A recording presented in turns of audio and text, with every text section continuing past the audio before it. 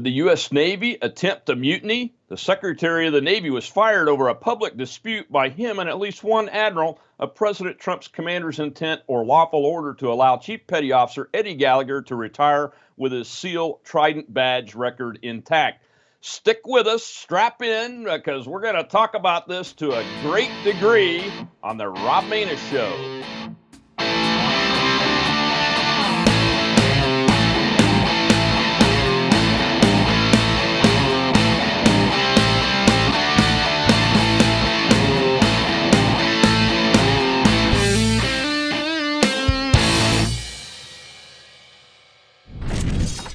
Raised serious concerns about the issue of civilian control of the military in the United States last week, observing that commissioned military officers appear to be insubordinate to the President of the United States on the National Security Council staff and at the State Department concerning American foreign policy. Now, my fellow citizens, it is time to raise the alarm and tell you, with the developments in the Department of the Navy in recent days opposing a lawful order from the President and Commander-in-Chief regarding the Chief Eddie Gallagher case, it appears the Secretary of the Navy and at least one admiral were insubordinate and mutinous to the President and Secretary of Defense. Now, former Secretary of the Navy Richard Spencer has been fired by Defense Secretary Mark Esper for a, quote, lack of candor, unquote. That's lying. During the dispute over the president's orders to drop an administrative review board to remove Gallagher's SEAL Trident pin before he retires. The secretary reportedly tried to cut a deal with the president to fix the board outcome, but just let the process play out, then lied to the Secretary of Defense about the existence of the deal. Of course, as a former commander who's held court-martial convening authority and fully understands the roles in the military justice system of the president and his subordinates, I and many of my colleagues have said the president is well within his constitutional and military authority to take these actions and issue lawful orders.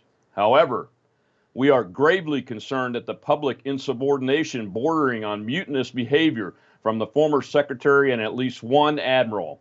We believe this embarrassing situation challenges the long-standing requirement of civilian control of the military in the United States of America. Presidential power has changed over our country's history, with this one exception, and civilian control of the military, is the reason America has been so effective at maintaining individual liberty to the extent that we've been able. Presidential power and military expert, professor, retired U.S. Navy officer, and doctor, PhD type, Randy Arrington, joins us to wade through this critically important issue. Dr. Arrington, or Dr. A, as your students call you, welcome to the Rob Maness Show. Colonel, thanks for having me, sir. We appreciate you taking the time to come on to talk with us about this very important issue of civilian control of the military and the current events.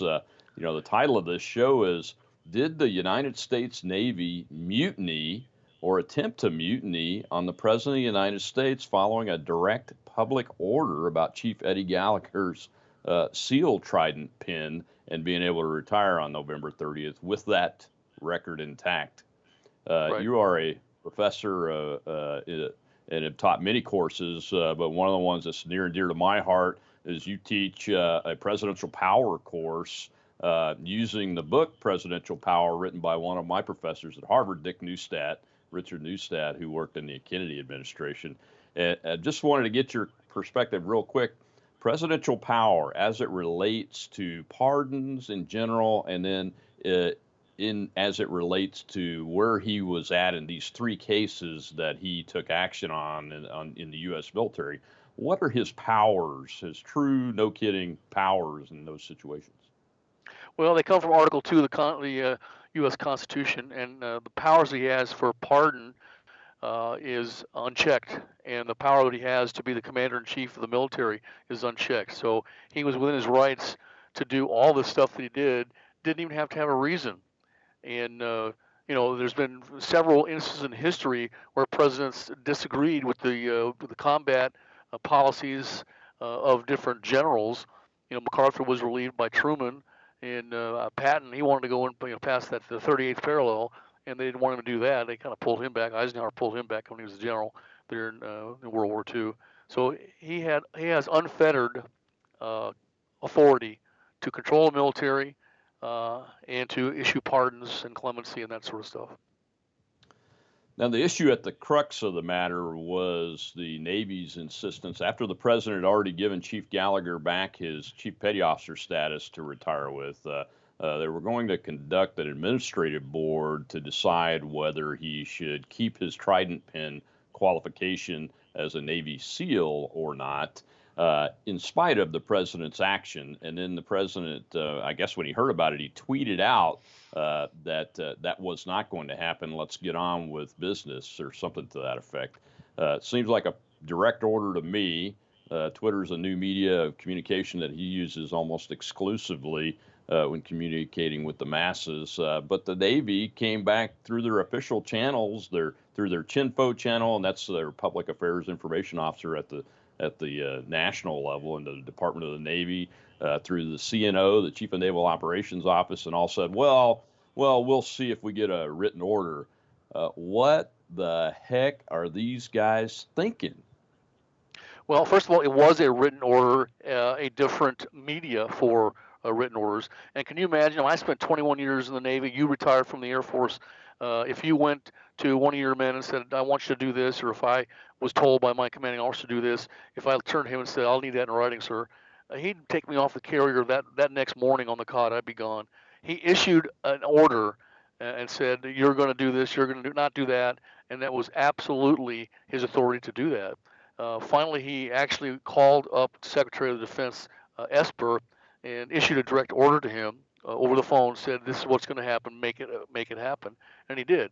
Now they had a couple of people. I guess there's 4 or 5 people, senior officers and enlisted men that were on Air Force One when he was going to Dover to welcome some of the slain soldiers coming back. That not necessarily trying to talk him out of his position, but told him what the results might be if he did what he was going to do. I think that the president has the back of our warriors.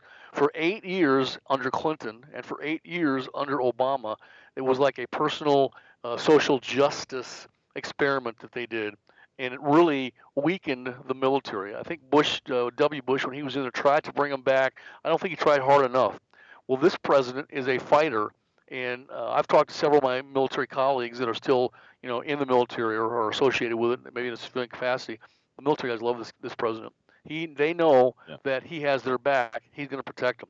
And what those guys did, we trained those guys. You know this, Colonel. We trained those guys to be warriors, to be fighters, to be weapon systems, and to go into a battle and kill the enemy until the enemy stops fighting us. And then we want to a bunch of people sitting in an air-conditioned room want to second guess what their decision was. Or these JAG lawyers. We have many of these mega liberal JAG lawyers who are only in the military for 3 years because they got the military to pay for their education, and then they're going to go out and go to work in Manhattan, some mega liberal firm, and they can't wait to string up the military. I don't know if you know this. I'm sure you probably do. The liberals, the Democrats, literally hate our military. They only like them when they can use them as a prop to further their political power. I think Richard Spencer was not, he did not resign. He was fired by Esper, and he wrote that letter, if you read that one line. And he was right in one point there in acknowledging that he'd been fired. But the Gallagher case is indeed about the backbone, if you want to call it that, of our military. But in this case, it's actually about the chain of command that basically sold out one of its own for political correctness. And that's why Secretary Spencer was fired of that and lack of candor and insubordination. He was playing both sides, going behind the DOD's back to the White House, saying basically, let this thing play out, this review board play out for the SEALs. I'll guarantee you that you'll get the results you want, sir. That means he was going to rig it. You can't do that. And so he was fired because of that. You can't do that. And speaking of his letter, I think it originally started out as a resignation letter. I think he was lying through his teeth when he denied threatening to resign. And he should have just resigned if he was that adamant about it. But he had a line in that letter, the same paragraph, I think, where he acknowledged the termination. He said, I cannot in good conscience, I'm paraphrasing now, I cannot in good conscience follow an order that is against blah, blah, blah, blah, blah. the oath that I took, and those kind of things. Uh, Dr. A, tell me, what did he say about the order that it was unconstitutional? Because the oath is to the U.S. Constitution, and you said at the beginning of our talk the president has unfettered powers when it comes to Article 2 and the pardon power, and unfettered powers as the commander in chief when it comes to these matters. Well, you got to understand a lot of these politicians, and Spencer was a businessman, but he's basically a politician. I don't think any of these guys actually read the Constitution, and I think that should be like a litmus test. If you want to serve in the United States Congress, in the Senate or the House, you need to read and understand the Constitution of the United States. I gladly teach them if they'd like to come and learn from me. But the president has unfettered authority over the military. He is the commander in chief. You and I know this. So he can do pretty much what he wants. And he also has unfettered authority to pardon anybody for a federal crime. And the last administration, every administration at the end of their terms, whether it be 4 or 8 years, pardons a whole bunch of different people. And Obama pardoned Bergdahl and Chelsea Manning, which I thought was a travesty. I'm sure you probably think that too. And well, that detracts from the good order and discipline of the military. There was people that went out looking for Bergdahl and got killed, 6 or 8 of them. And so you talk about he thinks this is going to detract from the good order and discipline of the military. He's full of crap. Exactly, and that leads me to my next question is the question of civilian control of the military. This issue, the way it's played out, goes far beyond just an administrative board and taking a SEAL Trident away from Eddie Gallagher before he retires. It really calls into question what we've been seeing happen with the National Security Council Lieutenant Colonel that testified in uniform in the impeachment hearings, questioning the elected civilian control of the United States foreign policy and armed forces. And I think that our country's in grave danger because we have general officers and flag officers and at least one admiral that I've identified, probably more, in the chain of command that are basically being insubordinate and mutinous and encouraging the Secretary of the Navy to the point where he got terminated by trying to do a deal, which I agree that the fixed rigging deal of the administrative board was the worst thing he could have proposed to President Trump. I would have seen that as a setup by the liberals if I were him, Right. considering that. But this civilian control of the military, that is the foundation of our entire country. I mean, the painting of Washington handing his military commission back to the Continental Congress and not electing to be a king or an appointed all-powerful executive is the foundation of this nation. And it's really scary for those of us that have served as professional military officers. There you go. It's really scary for those of us that have served as professional military officers and fought in wars and led Americans in combat. I mean, that is the basis for which we do serve. Is that right there? That's correct, and you got to have the military has to be controlled by the civilian authorities. Again, the founding fathers were brilliant to create that system and give the ultimate authority. Well, it's actually divided. Power to declare war resides with both the House and the Senate, the Congress, and then the president is the commander in chief of the military, the Army and the Navy, Marine Corps, Air Force, Coast Guard. He's commander of those people, and you need that because the executive branch, the president, can do things in a quick fashion.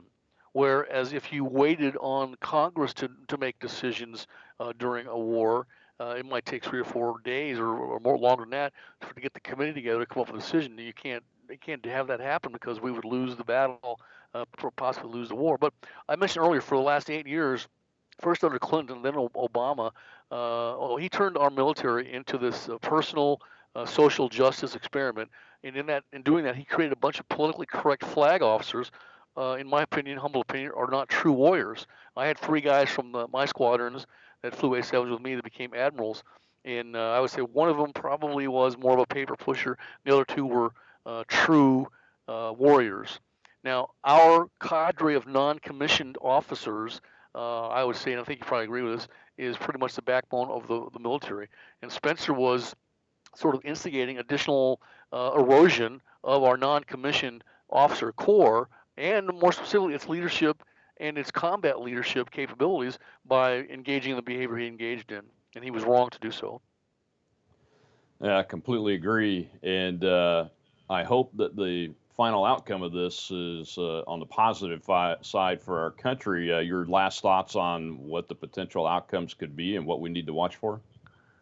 Well, I personally think, in my humble opinion, that our president that's in the White House now will get reelected and will continue what he's been doing as far as public policy is concerned. Now, I don't agree with everything he does. I do think he should be tweeting. A lot of people say that's no, but I think when he tweets against a modern method of communication and written communication, and he bypasses that mainstream fake news media who can water down his message before it even gets to the people. So there's millions of people that look at Twitter, and I think he should continue to tweet. Do I agree with everything he says or does? No, but I teach people on other shows that I'm on that this guy, Donald Trump, is the right man, right person to be in the White House at this precarious time in the nation's history. Because had we elected that other person, we'd be going down the socialist toilet right now, and socialism never works.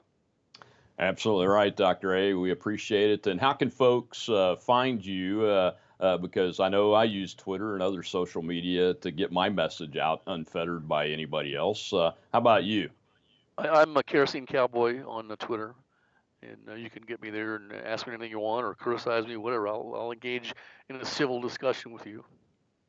Well, thank you very much, Dr. Randy Arrington, U.S. Navy Commander retired and professor and expert in presidential power. We appreciate having you on the Rob Maness Show. I appreciate being here. Thank you, sir. Thank you. Well, it's been a pleasure having Dr. Randy Arrington, retired naval aviator, otherwise known as the Kerosene Cowboy on Twitter, with us to talk about this very serious subject of civilian control of the military and the possible mutiny by the United States Navy senior leadership against the President of the United States. Until next week, this is the Rob Maness Show.